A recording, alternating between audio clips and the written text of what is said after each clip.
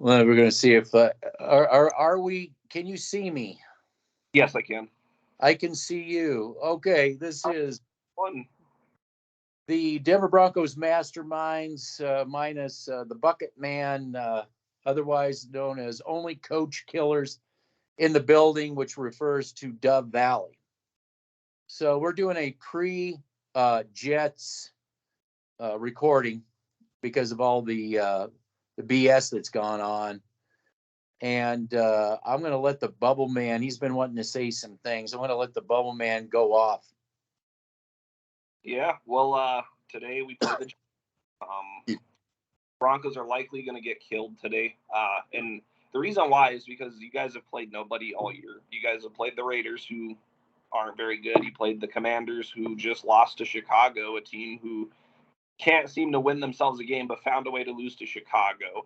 You guys lost to the Dolphins 70-20. I mean, no team gets 70 points dropped on them by accident. That's not an accident. They even took their starters out of the game, and you still couldn't stop the backups. But we don't want to go there. And that was just one anomaly for you guys, apparently. And then you guys end up beating the Bears because the Bears beat themselves that game with fumbling the ball, blown coverages, not covering people in the red zone, and you guys end up sneaking one out against the Chicago Bears. And here we are talking about, we're going to stack them up. We're going to go on a win streak. We're going to beat the Jets, and we're going to split against the Chiefs and go into the bye week 3-4 or 3-3. I mean, you guys are something else. But here's the reality. You're coming to play a defensive line that is going to manhandle your offensive line today, whether you're holding or not. The inside linebackers can actually cover the middle of the field. Their secondary is actually pretty good. They lost two of their corners, but I don't see that really mattering much. It'll be a factor, but it won't be the end-all, be-all, because their front seven is still very much intact. It's the best front seven you guys have played all year, best defense you've played all year. The offensive side of the ball, I don't expect them to have problems moving the ball against you. They went up against a much better defensive line, defensive coach, defensive system than the Broncos currently have. Last week against Kansas City, they're able to move the ball pretty well. They're able to run the ball. They're able to throw the ball in the middle of the field. And quite frankly, their defensive front is, on a much different level than the Broncos. So I expect a comfortable win for the Jets. And I expect Nathaniel Hackett to want to kick this team's ass. That's what he looked like all week long. You could see the anger. You could see I'm really looking forward to this game in his eyes during his press conferences. And you could see that the players also want to get this done for him too, most importantly. They all know Connor McGovern. Does that sound familiar, Broncos country? You guys know who Connor McGovern is? Yeah. Another player whose development you ruined, but he went somewhere else and is having success. Another case of that. He wants to kick your ass. Mr. Turner on the Jets also wants to kick your ass. Billy Turner, he wants to kick your ass. I mean, that whole Jets organization wants to kick your ass because you guys decided you wanted to run your mouth in the offseason. You guys decided you wanted to talk your shit in the offseason. And to be quite honest with you, I think that's why the Dolphins decided to put I think that's why teams don't look like they're here to play with your defense this year like they were last year. I think last year was a case of this team is pretty bad. It has Russell Wilson on it, so keep the games close. This year, teams don't want to play that game with you. This year, teams want to kick your ass, and it's going to happen this week as well. It's going to be no different than the weeks prior. Yeah, I'll get into, this loudmouthness coming from this front office in a bit, but we'll talk X's and O's here. I wanted to also talk about, I want to say this, is that, I found it even disturbing to me that Sean Payton, you want to like Sean Payton, but the things he does just irritates me. It just, like, why did you just, you came here and say, we're going to keep our head down. We're going to roll up our sleeve, everything that we were saying to do. And then what he does, he goes and starts, running his mouth. And we feel that there's some forces in the front office that also promoted, put that into Sean Payton's ear to get that across and get that out. You have an organization that burns through coaches, burns through quarterbacks, and I assume by the end of the season they'll be hemming and hawing on whether to get rid of Russell Wilson. But the people that created this mess that we got now, why are they still around? Why are and I went through names and things like this, but I mean, why would you market yourself, put yourself out there that you just infuriate other teams? Number two is you're not helping your own players out by keep telling them that they're the greatest thing when a lot of these guys come from a 8-year stretch of mismanagement, bad draft picking people into situations they really didn't need to be put into by putting them into 3-4 system when they're 4-3 players, and on and on and on. But you can't start clearing out those people. And I mean, just like, for instance, Brian Stark, for instance, director of college scouting, has been here for those 8 years he's an Elway guy. I mean, why can't you get rid of this guy? I mean, can't you do things like this instead of what happens? Let me just ask you this, Bubble Man. What happens if they drum out George Payton, not George Payton, excuse me. We'll talk about that too. But all these Paytons that we got here, Sean Payton. What happens if they drum out Sean Payton? Who are you going to bribe next? Who's going to come and want to actually coach? I mean, I'm not talking about getting a retirement check. Oh, Walter and Rob Walton and Penner, they're just going to throw money. And sure, you can throw money. That doesn't. Yeah. Yeah, you can bribe somebody to come here, but what's that going to solve? If your goal is to win football games, you don't want to go to the Broncos. If your goal is to make a retirement check and be set financially for the rest of your life, you go to the Broncos. You get yourself. I think that goes with players too. Look at Gregory. Yep, you get yourself fired. You get overpaid as a player, and you call it a day. I mean, seriously, you think McGlinchey's on the downside of his career, and he got a max deal for offensive tackle. Gregory had no business getting a max deal for outside linebacker or defensive end. No business, because he wasn't even that great in Dallas. Even in a system that fits him, he can be serviceable when he has that interior next to him, which he'll have in San Francisco. But that's it. That's all it is for San Francisco, is a depth signing. I mean, he's someone that they can sub in here and there, but he's not good. And Denver's still going to be paying him most of that money too. So that's a retirement check for him, a retirement check for Garrett Bowles, a retirement check for Sutton, who has not done anything, a retirement check for Tim Patrick, who's been in the hot tub every single year, retirement check for Simmons. It's a retirement party over here in Denver, because none of these players, after signing their deal, have done shit, and they didn't do shit to get their deal in the first place. But because these are it's a workplace, basically. It's an office over there. It's a political office. So Justin Simmons has the favorable treatment. So the better player, Caden Stearns, sits on the bench. Cortland Sutton, Jerry Jeudy have the preferential treatment in that front office. So they are on the field starting, while Marvin Mims and Brandon Johnson get subbed in here and there. It's like that everywhere. It's a work environment that doesn't prioritize hard work, doesn't prioritize results. They prioritize office politics, who's in that hierarchy, and that's why you get what you get on the field. And Sean Payton, I just don't trust the guy. I think that his first time around coaching, that was when he was passionate about the game. I think now he's more of that analyst, more of the retired head coach kind of guy. He fits right in the office now, doesn't he? He fits right into a front office type of environment. Not the field, but the front office. If you go onto the Broncos website and you see Sean Payton's picture, it's him in a front office uniform and a suit. It's not him in head coaching gear. It's him in a suit, because he's a member of that front office. And people want to talk about how Sean Payton turned the Saints around. Well, the first thing they did in New Orleans was clear out those players, clear out that front office. They didn't do that here in Denver. Nope. Players kept the same front office. You get the same results. So that's the one big thing. And we're seeing rumors about Randy Gregory, the next one, Frank Clark, Jerry Jeudy, Sutton, and Bowles getting traded. You can clear out all the players you want if you still have that front office intact there. and you have you have John Elway's nephew still running the scouting department. Pro scouting. I like how they tried to keep that one under wraps, that one wasn't public knowledge. But yeah, no, John Elway and his family are still there. So if you still have that same scouting department, you're just going to bring in another Garrett Bowles. You're just going to bring in more Randy Gregory's. You're just going to bring in more Patrick Surtains, who, is very overrated in my opinion. He's a one-dimensional corner. He's a one-trick pony at corner.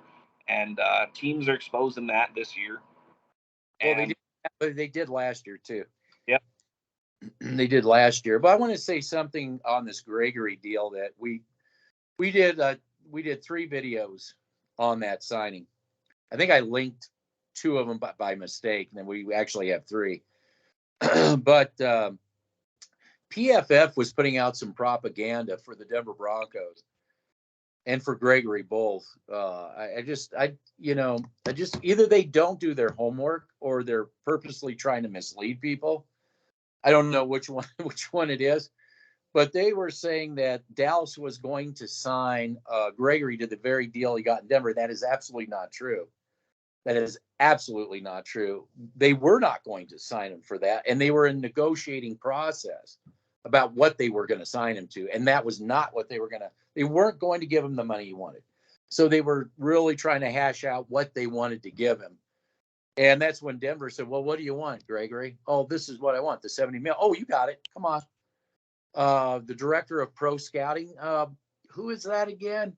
Oh, it's John Elway's nephew, Pat Walsh. Unfortunately, related to Elway, but not related to the late great Bill Walsh.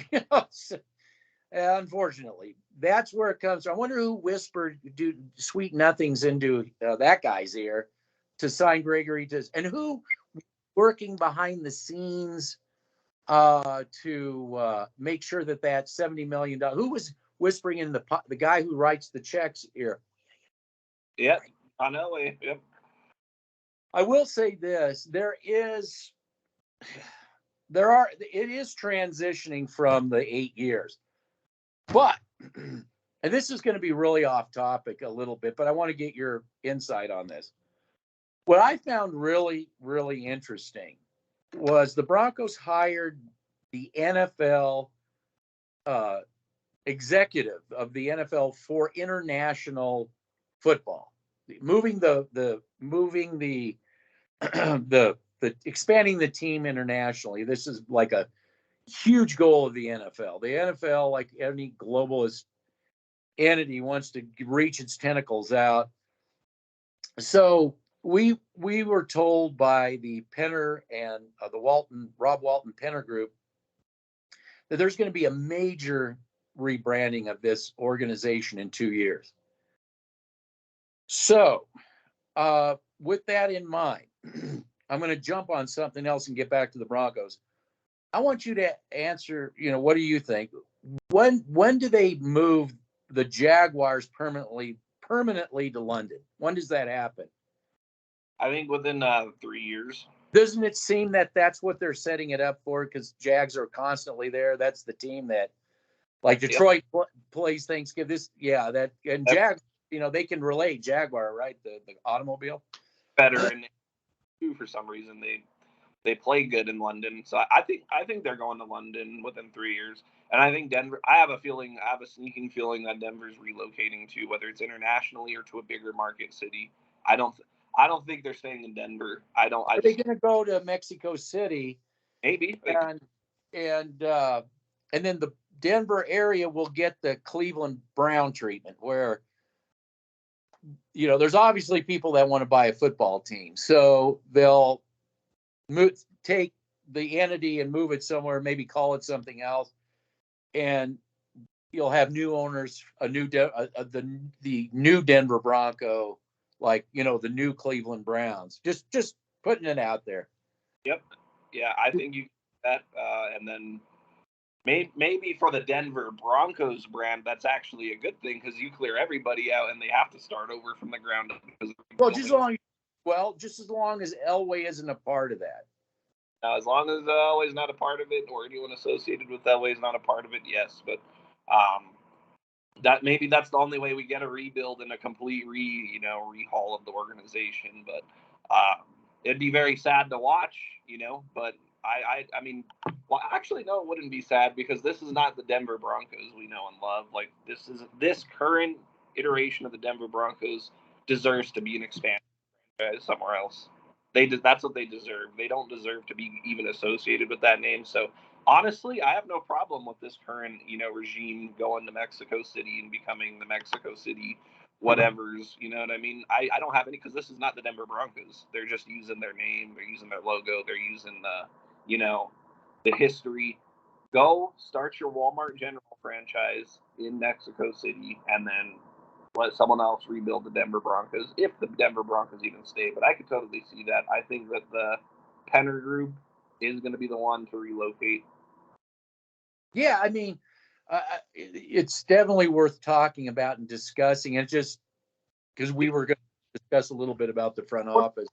When you hear the Penners and the Waltons talking, are they talking about the player personnel? Are they talking about building a winning product, or are they talking about stadiums, shopping centers, jumbotrons, parking lots? Marketing, yeah. So the business expanding. Yeah. I mean, I just found it really interesting because the guy is Damani Leach. Damani Leach. They brought him in from the NFL, and he is their international. He is, his, and they even in his bio, he still actively he basically works both. He's very active with the NFL itself in that international role. So now that NFL / marriage with the Walmart, maybe that 2-year major rebranding is just a hint, putting it out there that that international move is in the, because I'm looking at those, it's Jacksonville again doing the, I mean, they're really getting London used to seeing the Jags there. Yep. And that would be a brand name, Jags, that would fit right in London like a hand in glove. You move them, started off, move Jags to London, Denver, get the Broncos and move them to Mexico City. You could start that international pipe dream that the NFL has of expanding that area. I know we're a bit off topic, but it just felt in this context it had to be brought up. And we're always the cutting edge. As much as we're hated and as much as people like, we actually are the cutting edge. People, if you hear it first, it's like when we said that last year, what was going to happen happened. People have finally got this, like, they can't deny it anymore. We got our shit together. Yep.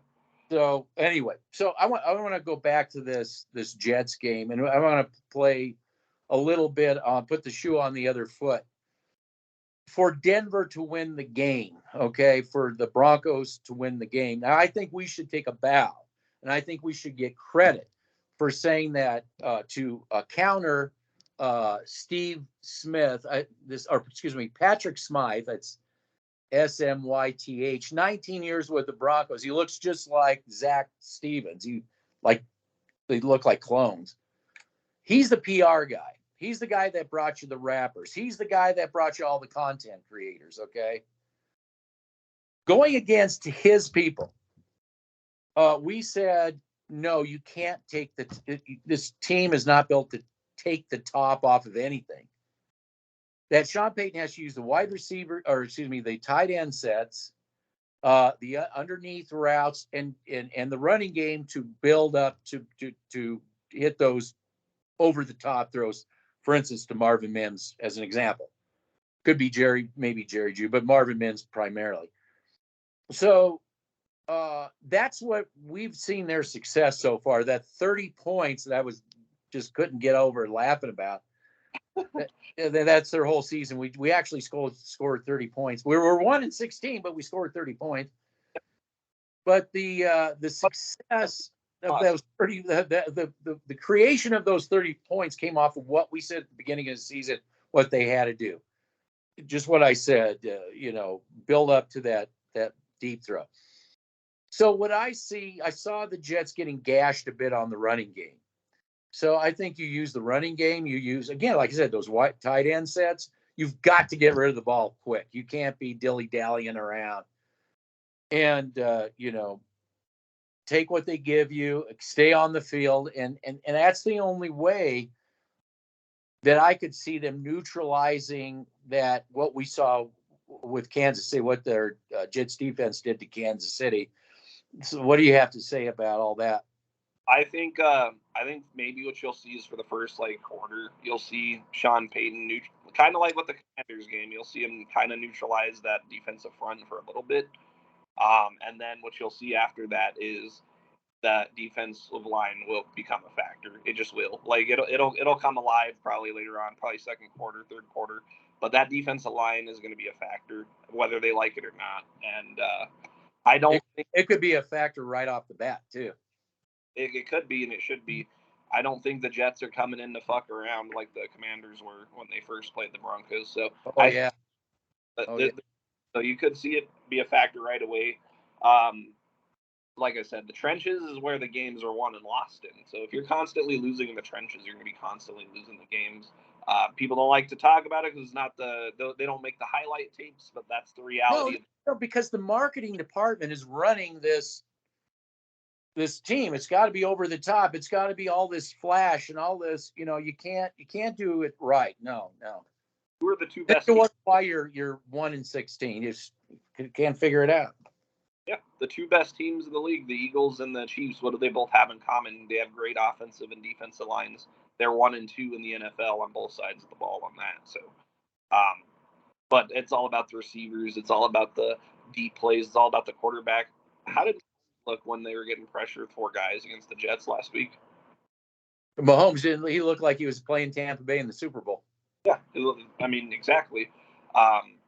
And I don't think the Broncos have an Isaiah Pacheco on their team, although I do like McLaughlin. I don't think they have Pacheco on their team who has that dynamic speed and power to be able to run. I think that they can run at the edges against this team because that's where they. Yeah, you're right, but their running back is a lot like McLaughlin that they got. They're kind of two birds of a feather, those two. I think McLaughlin would be the guy to start this game if you want to, because you got to attack the edge of that defensive line. That's a big weakness for them. I saw them getting exposed with the underneath routes to the running back, getting exposed on the edge with the running game. I don't think they're going to have luck running it up the middle of Javonte Williams. Javonte Williams is a hell of a running back, but I think the matchup that if you want to win this game, you have to attack the edges with McLaughlin, and you have to get the running back McLaughlin out on some passing routes, some screens, because those are really hurting the Jets in that game. I mean, there was 4 plays I saw with Pacheco getting massive yardage with those underneath plays to him because they don't account for the running backs very well. So they don't at all. No. So get McLaughlin in the passing game, get McLaughlin off the edge. Try Javonte towards the edge as well because he can. But I think McLaughlin is going to be your key to beating this team. And I think the referees, it depends on if they're going to not call the holding as well. I think that'll play a factor because those screen plays, man, the Broncos do not block well. They don't have the receivers to do it, so that's another thing that could work against them. So I think run the ball at the edges, run them on the outs, run them against the edges. I mean, this offensive line is a better run blocking unit, so I mean, I think that's your favorable matchup is running the ball to the outside. Yeah, I think you're going to see. I think what you're going to see is holding calls on the Jets, no holding calls on the Broncos. Look out for roughing the passer. Yeah, maybe if Aaron Rodgers was in there, they would allow some holding, but they don't care about. They care less about Zach Wilson. You have reporters trying to get the Chiefs players to call Zach Wilson garbage on national television. So the NFL hates Zach Wilson. They don't give a fuck about Zach Wilson. Yeah, no. Even though he was a first round, wasn't he? He was a first rounder, wasn't he? He looks like he's improving off of what he was not doing last year, holding on to the ball too long, running around like a chicken back there. Looks like he's check downs and taking what the. I'm sorry. I want to say this. I want to dispel this notion. You had Patrick Surtain laughing. I've seen this defense. I was like, you do know you're talking about your own. I'm sorry, you laugh and said, I've seen this offense before. And it's like, you do realize that you saw your own offense out there. You didn't see the Jets. You saw your offense out there. I mean, you do realize that, right? Yeah. And this is the disclaimer. Everybody last year was saying, why didn't they run the offense that they were running in the Seattle game? Everybody's saying, what? Because what you got after Seattle game was just Shermer ball. Just take the top off. And we all know who was saying and screaming and kicking and screaming that they do that. The guy up in the booth during the Colts game going like that, named John Elway. That's who the architect of that offense was. It wasn't Nathaniel Hackett. Nathaniel Hackett was not running his offense because he was handcuffed by the front office. He lost the political battle. He literally told you guys during his interview after that Seattle game, I didn't get the call from upstairs to call the timeout. That's what he said. He said I didn't get the call. Then they brought that guy in to work as the intermediary. Yeah. It wasn't for Nathaniel Hackett. It was for who's calling the offense. It wasn't Nathaniel Hackett. I have never heard of a coach needing to get a call from upstairs about being able to do a basic function.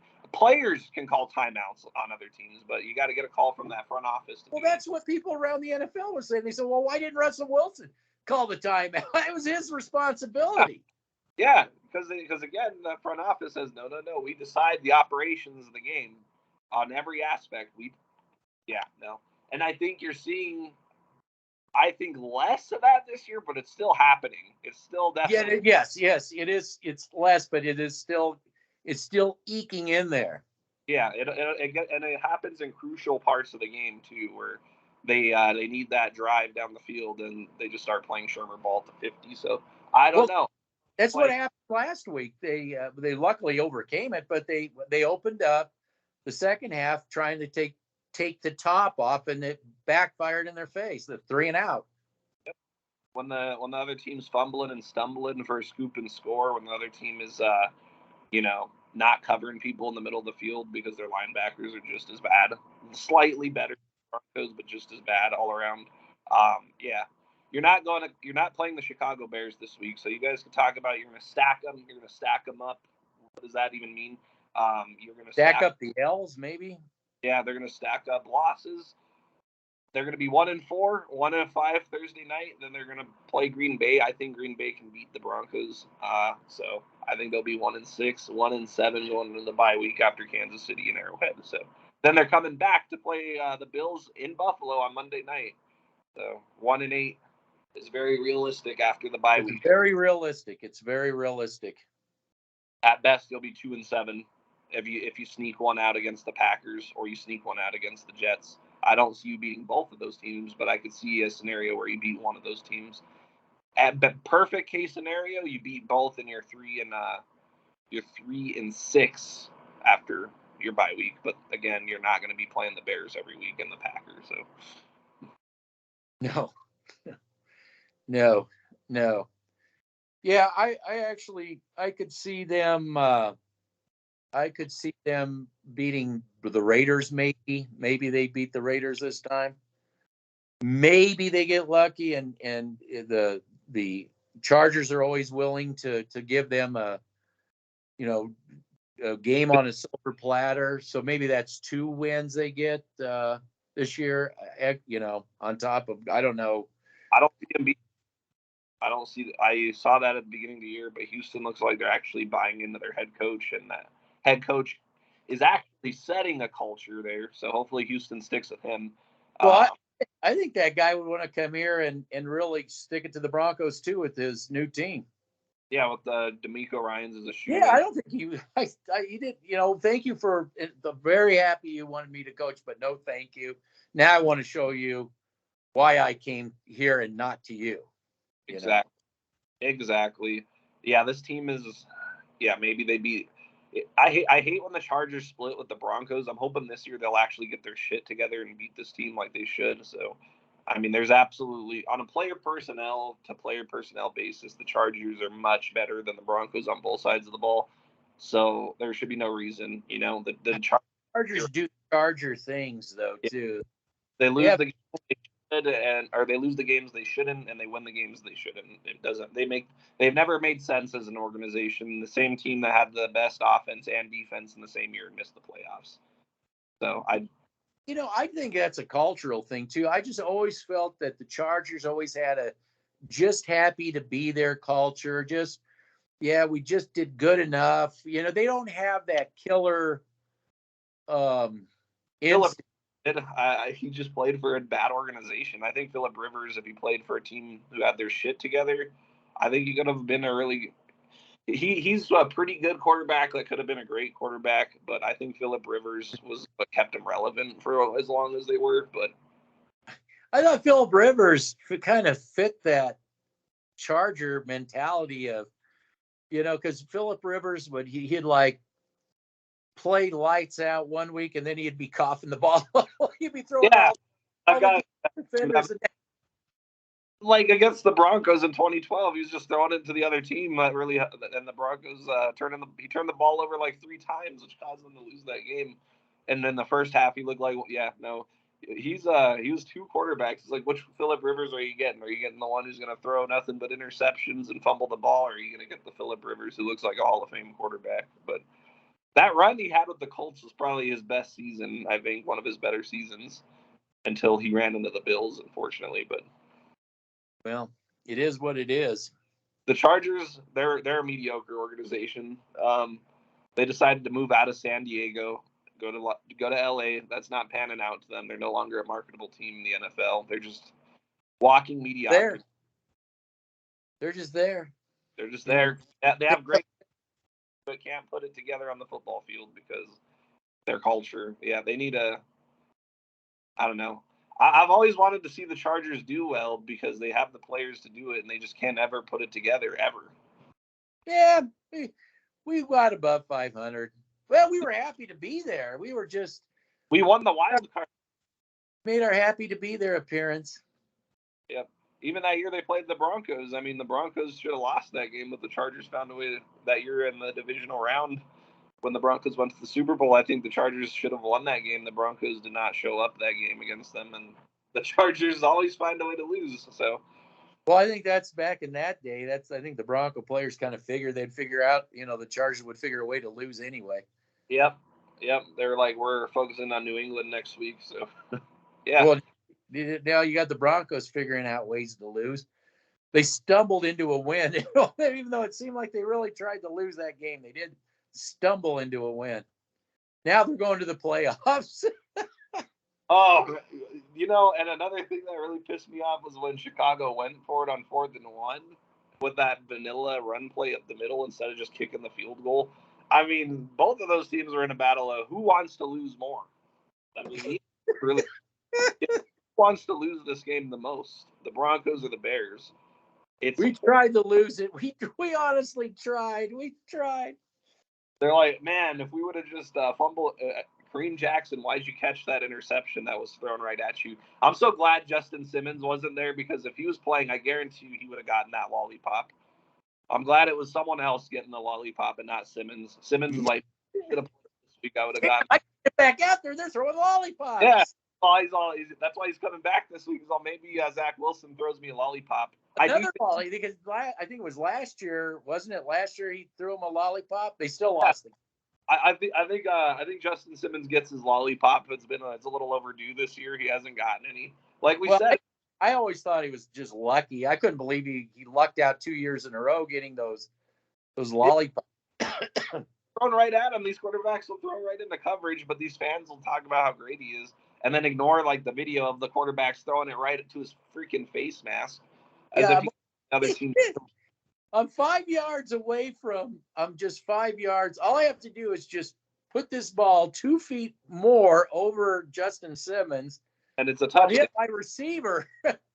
He's gonna score a touchdown, but no, I gotta just get it just perfect for Justin Simmons just to jump up and grab that ball. Just these quarterbacks might as well walk the football over to him and hand it to him, and then they'll be like, "Oh, Justin Simmons had a great interception." Yeah, have a scenario where Justin Simmons lines up as the other team's running back while still playing for the Broncos, and he'll hand it off to him, and they'll say, "What a great pick Justin Simmons had."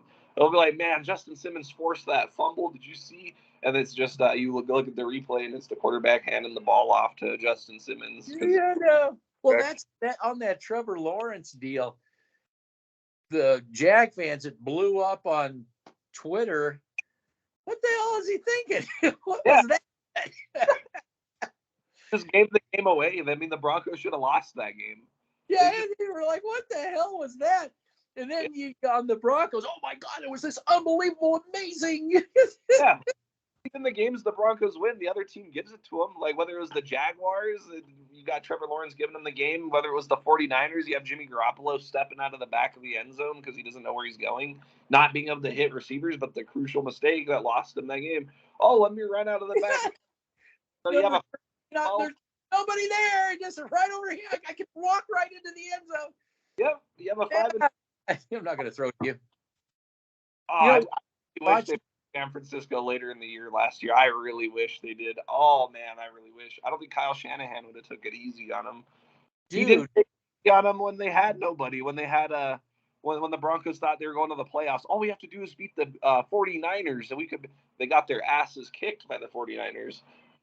Dude, back in 2018. When I watched the film of the Raider game the first week, Garoppolo had a chance to drop 70 on the Broncos. He didn't just have one or two. He had everybody open. He doesn't hit open receivers. He's another quarterback. Yeah, he had everybody open. He could have hit deep. He could have. I mean, they were all. I'm like, oh my God! And it was every pass play. And then I thought to myself, well, now I see why San Francisco had to get rid of him. He just can't read. Yep. He's not that good of a quarterback. He's not reading. Yeah, everybody was open. Yeah, that whole. You saw it watching the game. You didn't even have to watch the all 22. I was like screaming at the TV, like, why the fuck didn't Garoppolo throw it to him? He was wide open. Yeah, no, this team wins by mistakes off of other teams, officiating, and that's it. If a team plays a clean game of football, which we saw with Miami, 70 points dropped on them. So I think this. And that's really the bottom line here. I don't care if you go 9 and 8. I don't really care because at the end of the day, you're gonna, that's all you get. You get a happy to be there. We broke 500. Hooray! Hooray! And for Walmart General fans, I don't even think winning playoff games or championships mean anything to them. I think all they want to do is get online and talk about how they're next year, or you'll see next week. You'll see you'll see. I think the you'll sees means more to them than actually doing something. Yep. They're already, that's the Broncos fan base mentality. Oh, if this would have happened and this would have happened, we'd be 3-1. If you guys would have played better, you would be 4-0, you dumbasses. If you would have won the game, you would have won the game. If you had player personnel that could actually do the job, you'd be 4-0, but you're stuck with this, what you got. If you had offensive line, you probably would be a much better offensive team. But you guys want to grab people from all over the place, mismesh them, and this offensive line is pretty bad. I mean, if you watch the 22 against Chicago, was having their way with them, and they still had a hold. It's very bad. They're not going to get away with that this week. They're not going to get away with that next week playing Chris Jones. Good luck with that. Yeah, I'm going to say this right now. The only way Kansas City drops a game against the Broncos is if they get a call from the NFL and says, you will drop. You can afford one game. You guys are going to take the division. You will drop this game. And they'll play like they're not even there. Like, they're trying to lose. Saw that last year in Denver. They were jogging on the field. They were not even playing full speed. They were jogging routes. They were, going through the motions, and they still went up 27-0 like nothing. So Just, I know, and Mahomes threw that ball behind his receivers, of course, and Justin Simmons picked it off because it wasn't, if he throws it in front of his receiver, that's a touchdown on Justin Simmons. But Mahomes threw it behind him. And that was the victory right there. Justin Simmons got that interception. You thought, and then Mahomes and his offensive linemen are just laughing. Yeah, I think the Broncos, there's conference calls before the Chiefs and Broncos play. Like, you got to play down to their level and make it entertaining. Because, I mean, if the Chiefs play Chief football against the Broncos, yeah, it's not even, it's going to be like 100 points. I'm not even exaggerating. I mean, if the Chiefs put together 4 quarters of Chief football, of AFC Championship football, of Super Bowl football, they could drop 80 to 100 points, no problem on this team. Oh yeah. We both say it was like, well, how come you guys didn't play the Broncos this way? Well, we don't have to. Yeah. Well, remember what we said about how the Broncos in 2015 played the Chargers? It's like they just know they're going to win no matter what. They're just going to, they don't. It's like, oh yeah, we got a week off. It's the Broncos. Yeah, we got the week off. Well, just go out there. We'll show up and we'll win. I mean, you can't blame them for thinking that. But if they were like, oh fuck, we gotta play the Broncos, but we really gotta play them. We gotta play. If they thought like that, you're right. It'd be 100 points. Yep. No. Yeah. The Broncos.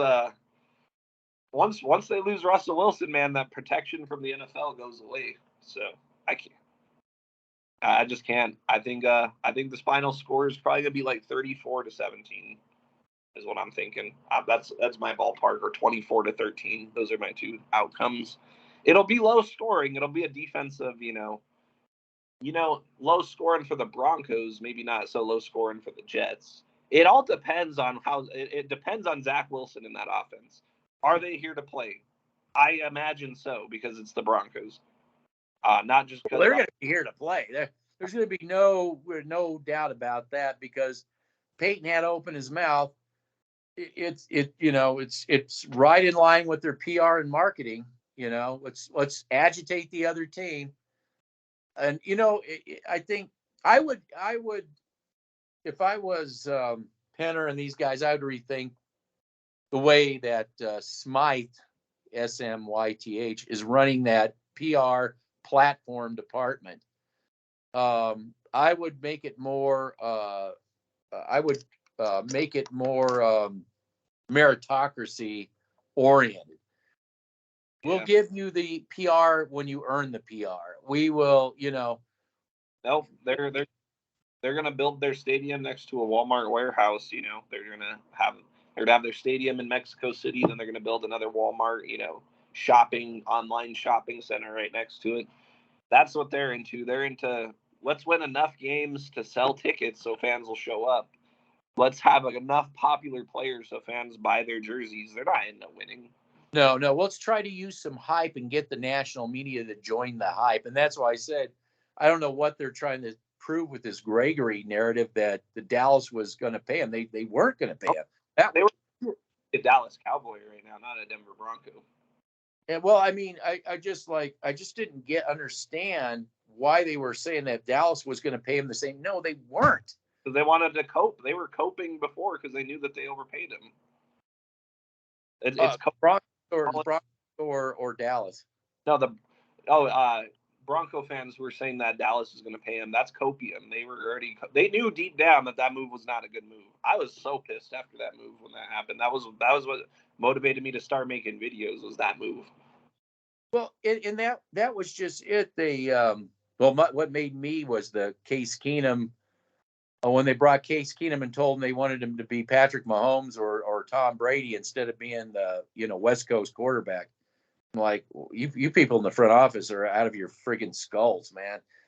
But Case could have been serviceable under Pat Shurmur, but they I don't know. I don't get it. I really don't get it. PFF, I mean, I didn't understand where PFF is coming and saying that Dallas was going to pay him that 70, but that was not what was going on. They were negotiating because they weren't going to pay him that money. And that's when the Broncos swooped in and said, what do you want? We'll pay it. Yeah, PFF. Open your checkbook up. Well, I don't know if was Penner here at that time. Was the Walmart money here? Or was that right before the? That was before. Right before, okay, yeah. So, oh yeah, we'll before the ownership gets here, we'll open up that. We'll make sure that this gets done.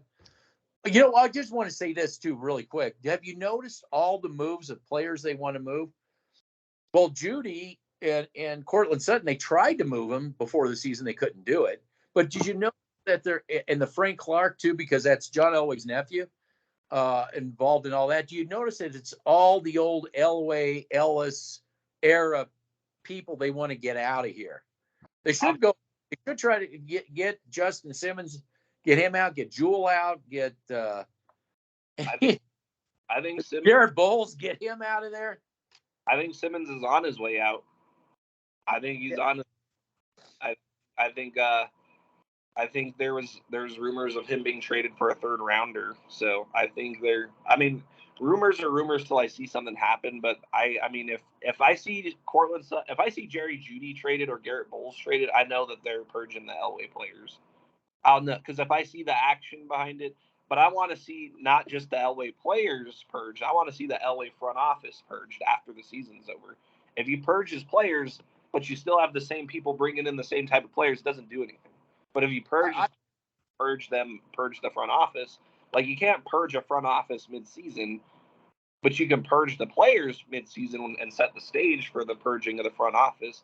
So maybe, and I think a lot of this copia maybe could be panic, but I just don't trust them yet until I see it with my own eyes. I'm not going to believe it. Well, that's why I say if they get another beat down here and they, continue getting these beat downs, they know that they're going to have to make these changes. And I would submit to the ownership group to get rid of Smith or Smythe, get rid of him and his PR juggernaut thing that he created. That was all created from John Elway. And start doing PR and the whole platform thing correctly. Because I'm just going to say this. You can't keep telling these players that are no good they're something they're not. Because if you keep telling them that how great they are, why should they have to work hard? Why should they're told all the time how great they are? Obviously, they're not. Yep. Yeah, no. All you do is you don't help your team out that way. Make your PR based off of merits. Yeah, like to deserve it. Fine. When the Broncos had Peyton Manning, they're going to Super Bowls.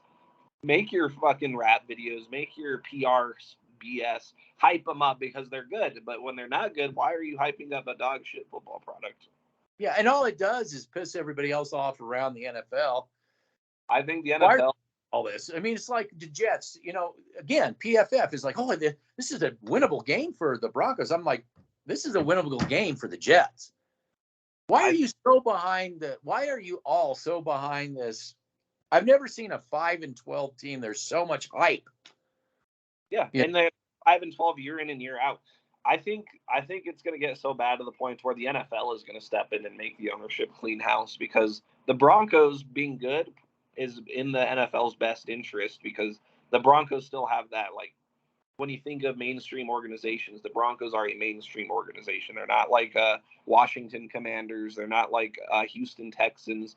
Like the Broncos, 49ers, Steelers, Patriots, the NFL needs those teams to be good to be their most profitable. So I think if the Broncos have another, couple of losing seasons, maybe this season, they'll themselves step in and be like, no, you got to clean house. Well, and that part of that process, I'm wondering, like you, I'm wondering if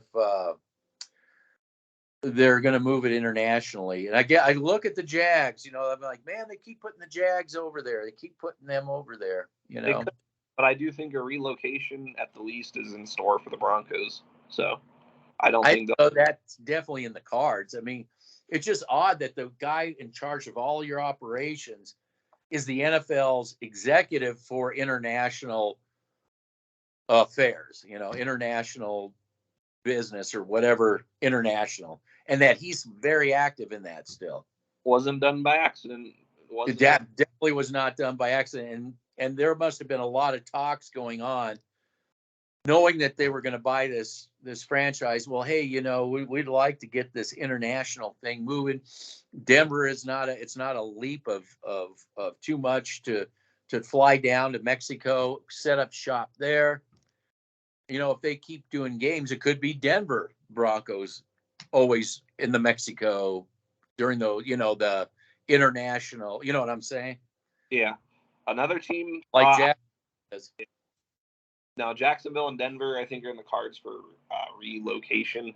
I'm if they do relocate, I'm not going to be a Denver Bronco fan anymore or a Walmart General fan, whatever they call themselves, because I will change teams to an organization that knows what they're doing, like the 49ers or like the Patriots or like the Bills or the NFL royalty that's still left. But the way the NFL is going right now, it's not a good product. Well, I know the Steelers aren't doing all that well, but they're not doing all that bad, and they're sticking to their identity of who they are. So it's just a time, but because they're a line-centric organization, or they used to be, and I still think they are. Yeah, they are. I think the Steelers will be good in a couple of years. They're just rebuilding. But yeah, I mean, my final score 34-17 or 24-13, but the Broncos will not be winning today. They're going to be stacking up another L, and then they're going to go on a short week to play Kansas City and lose again. So I feel that if the Broncos can do like we were saying, that closer scoring game or something, but if they lose control of this game, it could be a 50 burger. Could be. It could be. It has potential. I'm not saying it's going to happen. I'm just saying it does. It could have that potential to be a 50. Another whooping behind the woodshed.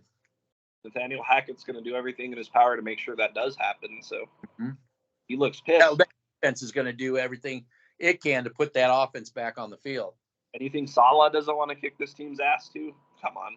Saleh looked Denver right after that Kansas. He looked like he knew what was.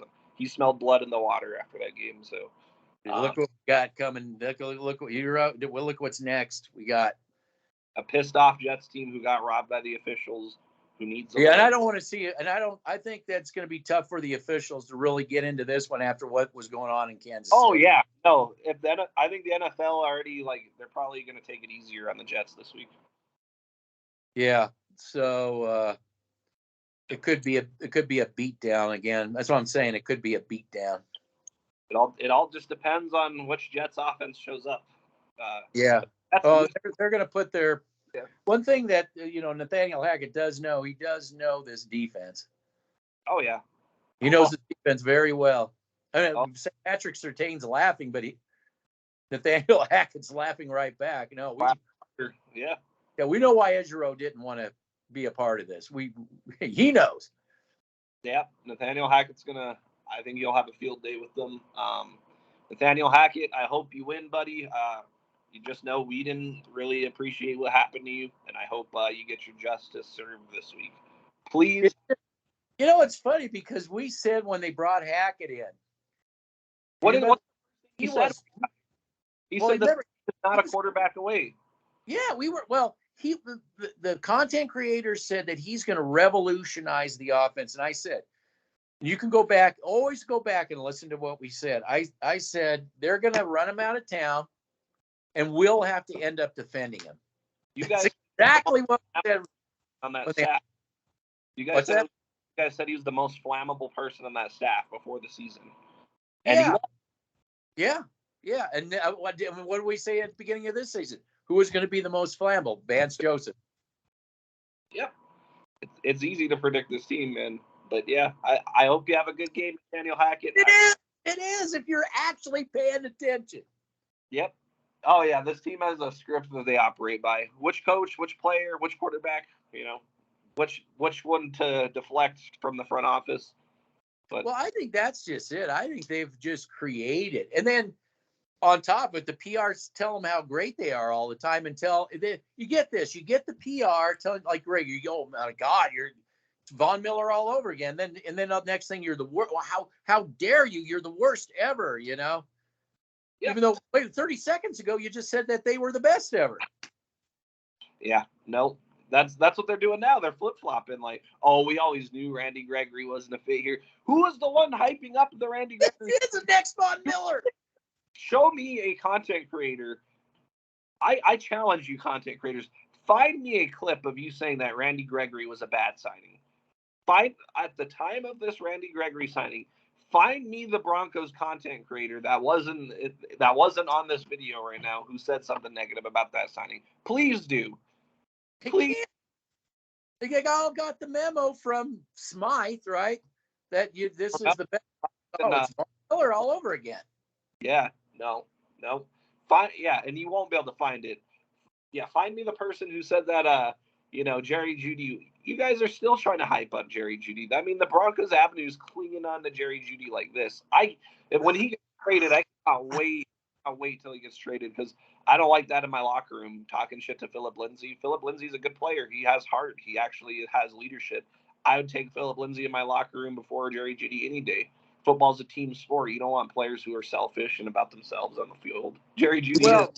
The content creators actually in their little pea brains think that they're going to get 2 first-round picks for Jeudy. You're not going to even get it. You're lucky to get a 4th. You'll get a 5th at best. And well, I would probably put about a 3rd if some team is dumb enough because they will have to pay. Maybe the will be dumb enough to do it. But I see him as where he is. He's as a number 2 receiver. I mean, he's not the number 1 receiver. I don't see him. If you have a good, I guess if you don't have a receiver, if you're in desperate need for a receiver, yeah, okay, maybe he's your number 1 receiver because you just don't have anybody else. Okay, but how can you pay him? I mean, look at the marquee receivers, the real ones, the real marquee receivers. How can you possibly pay him anything like that? I mean, the best you could pay him, the best you could argue, or he could argue, his agent could argue, is a number 2. 1 only by default because they have a bunch of 3s on the team. You know what I'm saying? So that's as good as it gets for their. Well, they try to get rid of him earlier in this, and nobody would pay for what the Broncos wanted. They wanted, I think, wanted a first-round pick. He's not a first-round pick. Okay, Jerry Jeudy is in the NFL at best. He's a slot receiver. You have to use him underneath. You can't use him over the top, and Denver tries to use him over the top. And even when he gets open underneath, he still drops the ball anyway. So he's still dropping, yeah. Yeah, the only time Jerry Jeudy was used properly was in Week 1 against Tennessee in 2020. They're using him on a lot of underneath stuff, and he's getting open, but he was dropping the ball, so it doesn't matter. What was like Cortland Sutton? It was not 1 fumble; it was 2 fumbles. He got the ball punched out. He didn't learn the first time. Sutton is more of your go ball receiver than Jerry Jeudy is because of his size. Well, I don't think he was. I don't think he's your go route receiver like he used to be because of the injury that he had. He's not. They still use him kind of as underneath. Yeah, he's drag route. The back of the end zone kind of a thing. He's decent if he's not fumbling the football. Yeah, no, Sutton is serviceable in the red zone on the back of the end zone routes. He's serviceable on the slants, but he's not the go ball guy he used to be because that ACL damaged his career, whether he wants to admit it or not. But well, it changed the definition of what kind of a receiver they were expecting him to be. Rich Scangarello knew how to use him. Yeah. But can't have that. Oh, yeah, you can't have that. You just no. We want to reinvent the Broncos as the Chiefs. Take the top off the offense. You just don't have the offensive line to do it. You don't have the player personnel to do it. But yet somebody is up there in the front office, the warden. Yeah, why is John Elway still at every game? But all right, yeah, we don't know. Why does he have? Why, according to Sean Payton, when directly asked, he still has an office. Why? No, I guess he was making that up too. They're like, oh, he's just going to be around to be friends with the organization. All right, yeah, he's going to be friends by influencing your. Why you have an offense just to hang around? I mean, have you ever been fired? I call it with a job where you still had an office where you used to work? No. So. Well, I always felt the whole hire of George Payton was he was going to run it behind the scenes, and he needed a front guy because everything he did just blew up in his face every single time. So he had to put somebody and say, "Oh no, you're in charge of getting players." And then what did the people in the draft with the NFL, outside of the Broncos involved with the NFL, the draft process, they said, well, you had Elway tapping George Payton on the shoulder constantly about players. They said, well, what did you hire him for when he can't even do his job? He is doing his job. He's the front. He's the cutout. Yep. The puppet. He's taking his orders from, Uncle Elway. He'll be gone. I don't know. I don't know what to expect. Yeah, so that's why I said when I was going through everybody that's associated with George Payton will be gone. Yep. And this guy got a lot. He's got all kinds of people giving him all kinds of. When I was going through the front office, he's got all kinds of advisors. People. Do you have why does a GM need so many advisors for it? I mean, the guy should be making the ultimate decision. Yeah. Again, cooks in the kitchen. Why are so many cooks in the kitchen? Because the guy is not good at his job, so he needs all these advisors. Yep. I don't know. But until Denver gets that corporate structure of theirs fixed, nothing's going to change. And Denver's going to lose tonight. Can't wait to see the Broncos fans spin this one. But Hackett, hope you have a great game. You deserve it. You deserve what's going to happen. The game's in the afternoon, isn't it? Oh, yeah. It'll be over probably like 5-6 o'clock-ish kind of this evening. So hope you have a good flight back to New York, Nathaniel Hackett. That's all I'm saying. I hope you toasting the champagne, say, okay, let us use this to springboard the rest of our season. This is the game. More plausible to me. Yep. I think Nathaniel Hackett, you should talk your shit after the game too. So that's what I think. I doubt he will. He'll probably just say, well, it's just another, we got to win these games. You know how they do. But behind closed doors. Probably see it on Hard Knocks. But yeah, Nathaniel Hackett will be like, yeah, we just won this game. It's just a win, with a big smirk on his face because he wears his emotion on his face. So that's what they would. Fangio, it was the same thing. He was like, well, just we just play these games. Smirking. He knew it was. He knew. I knew. Oh man. Well, we'll see what happens. We'll keep you guys updated after the game, of course, as always. But I mean, nothing else to say here. Just another ass kicking for the Broncos. Did Fangio defense? Did they do their job like they were supposed to? Yes. Well, because the offense. Okay. Yeah, the offense kept your offense scoring 13 points. Okay. All right. Yeah. Yeah, because he only got 20 because of that Marvin Mims kick return. So he didn't score that on offense. All right. Well, do you have anything else for the pregame? No. I mean, we can only say the same thing so many times till these fans get it. Offensive line, defensive line mismatch, defensive mismatch for the offense. The only chance the Broncos have is if they attack these edges with McLaughlin, and if they find a way to utilize the screen game and block properly with McLaughlin. Those are your best chances of winning, but that defensive line will become a factor. So quick passing, move the chains kind of thing, keep the offense on the field. That's the only thing that I can think of. You ain't going to take the top off this defense. But they did their corners.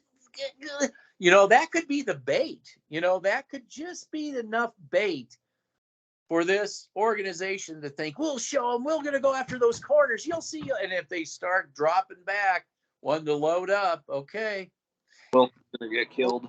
Okay. You just see how long that lasts. I think Wilson gets injured this game. I have a feeling. It was almost he was teetering on that last game. I think this is the game. that he gets killed. Yeah, because I think that he may even be able to get off some successful runs, and then eventually, he's Other thing. They trust in the run game because the Jets don't stop the quarterback runs either. So you got three things working for you, Denver. You're gonna have to run with Russell Wilson, run at the edges, and stick to the run at the outside. And you're gonna have to use McLaughlin and pass game. And unless your wide receivers can magically learn how to pass block, I don't know how effective will be. So. But, yeah, I'm just gonna be waiting for a go ball. Yeah. Broncos syndicate. Go. They They won't be able to resist.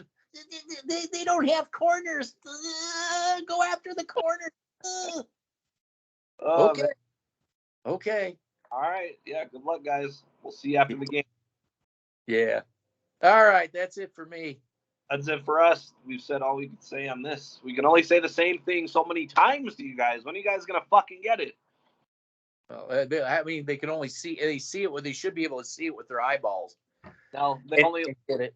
They check the statistics on Pro Football Focus and call it a day. Like, but like, can't understand why they're 1-3. It just doesn't compute. Was Tim Tebow's stat line good when they were winning playoff? When they won the playoff game against the Steelers, was it a good stat line? Well, in that game it was, but like, what led them to get to the playoffs? Was he having great stat lines every week? No, he wasn't, because it's a 53-man game, not a one-man game. Exactly. But City fans get it. You guys are dumbass. You guys are honestly the worst fan base in the NFL. You're worse than Dallas fans. Well, they've turned into that. Worse than Raiders. Yeah, you guys have taken the Raider fan base. The Dallas fan base is the worst fan base in the NFL. At least the Cowboys have a shot this year. You guys at least, and I'm not even hearing Dallas fans say that this year. I'm hearing Denver fans say they have a shot to beat the Chiefs and go 3-3. And yeah, I can't because you beat the fucking Bears, who beat themselves. Well, there is a difference. I want to, as a disclaimer, there's a difference between Bronco fans and Walmart General fans. Walmart fans are going to run their mouths. Bronco fans who respect the winning tradition Pat Bowlen laid down. Bronco fans who are the fan of the Pat Bowlen way. This doesn't apply to you. This applies to the PR, the Pro Football Focus stats, the Broncos Avenues, the Broncos PR department, department, the front office, the fans on Twitter, the fans on their Reddit page who banned me because I was telling the truth. That's who it applies to. If you want winning culture and you're advocating for blowing it up, this does not apply to you. This does not apply to you. So disclaimer, but unfortunately, the ones we hear the most are the Walmart General fans. So. Yeah. So. All right. That's all right. That's all there is for today, folks. We'll see you after the game. Yeah. Take care. You too.